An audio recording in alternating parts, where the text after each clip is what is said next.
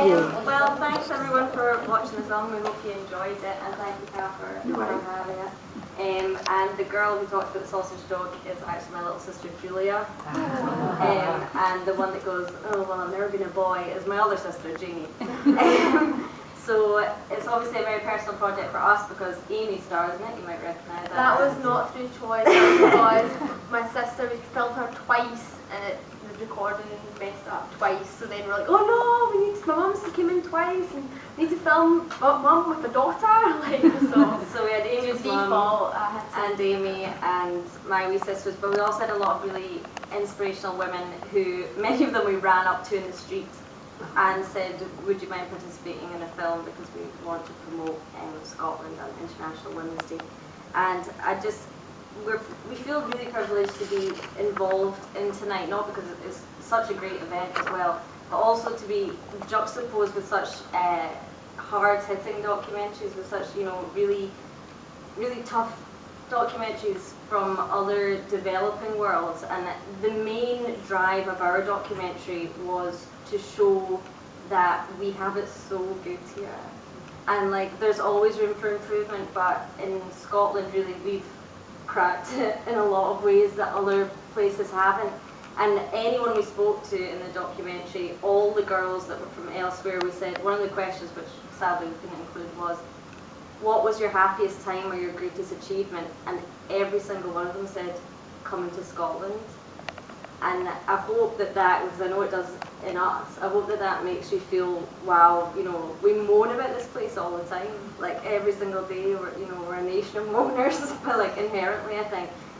But everyone said that their greatest achievement was coming here, and that was quite overwhelming for us. But at the same time, like the girl Lucy, who was in the film, she talked about when her and her partner Federico were going to buy a flat, and the man just flat out refused to speak to Lucy. Like he dealt with Federico, and they got the flat, but he only called Federico, and would only call answer calls from Federico. He just wouldn't deal with Lucy at all, and that really shocked me, because it's 2012, we're living in Scotland. It just really blew me away. And I think we had probably about 6 hours of interview footage, and we had to cut it down. It's still, the film's longer than we wanted, because if you're putting it online, you really want it to be about 5 minutes long maximum, and ours is like 7.5 minutes, so I'm stretching it a bit. But we have a lot of really great footage there, and really great answers that really touched us when we were filming, that we couldn't include, which is a shame. But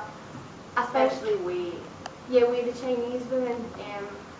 I mean, like when we started off in this project, I don't think either of us really thought of it as making a film. We just wanted, we've got all this access to all this equipment, why don't we try and do something for International Women's Day?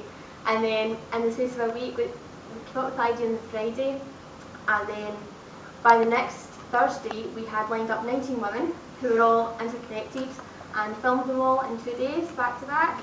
And then the week after is the first time we'd ever done like a proper film, if you like. So we still didn't really know how to work Avid, which is the program that you do all the cutting and everything on. So the next week was in between classes and part-time jobs, just trying to put it all together. So much like Carol's attempt at the film festival. Talking about the 2 weeks, I was like, I know what you're talking about, honestly, because we've done all that in 2 weeks as well. So it just shows you. And another thing that came out of the film was that, my wee sisters obviously are in it, and we've been interviewed by a few people over the last few days. It's been quite a surreal experience.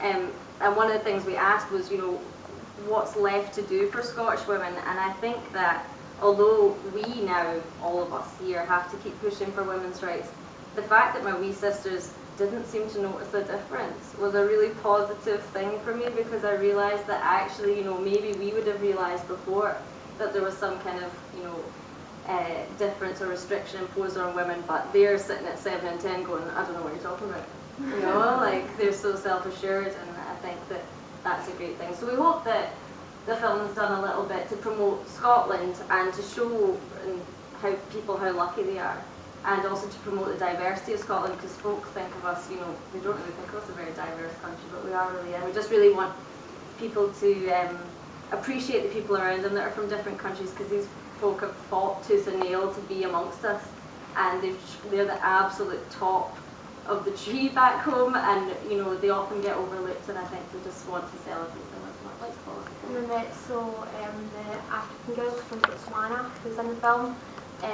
She's an international student at Cali. We're both on the master's course at Caledonian, and she was telling us that the first couple of months here she just sat in a flat for 2 months because she didn't know anyone and no one would talk to her. And it's like, since hearing these stories, you're like, she's fought so hard to be here, and it's like such an amazing achievement, and she gets here and like she was just really struggled to make friends, and I just thought that was really sad as well. We're now friends with her. Just like, hang out with us, we'll go for lunch. so yeah, we hope you enjoyed it. Yeah.